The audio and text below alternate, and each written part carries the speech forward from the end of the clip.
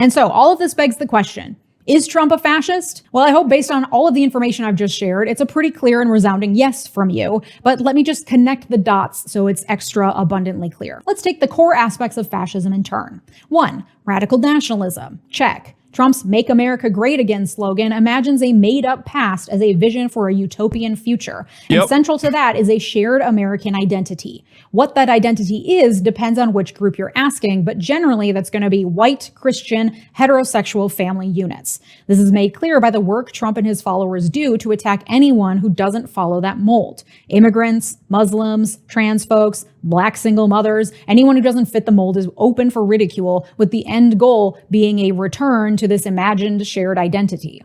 Number 2, populist authoritarianism. Check. When asked, Trump's followers, at least the ones who make it in the clips from rallies, indicate a willingness to completely ignore his words and actions, to completely accept his felony record because he is infallible, he is above the law, he is godlike, and he is not to be questioned. They don't care. There's a classic cartoon that shows other convicted felons. There's Gandhi, there's Nelson Mandela, and then there's Trump. Despite his nonsensical ramblings and inability to talk in full sentences, Trump has a charm to him that allows him to win people over and make them feel like he's one of them, despite embodying zero of the same qualities of most of his followers. Project 2025 and Trump himself would have him at the helm of a government stripped of checks and balances, stripped of regulations and government agencies, and stripped of any civil servant who hasn't professed a loyalty to Trump himself. Number 3, anti-liberal. Check. Trump's flavor of anti-liberalism is an example of how fascism is able to adapt depending on where and when it's manifesting. This is America. An outward declaration that people should give up individual freedoms for the good of the collective is a hard sell in the most individualistic country in the world. So anti-liberalism instead manifests itself a bit more discreetly.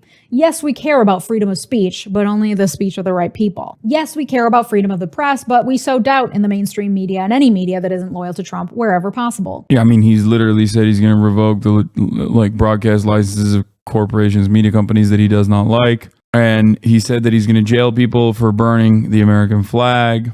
Yes, we believe in freedom of religion, but only for Christians.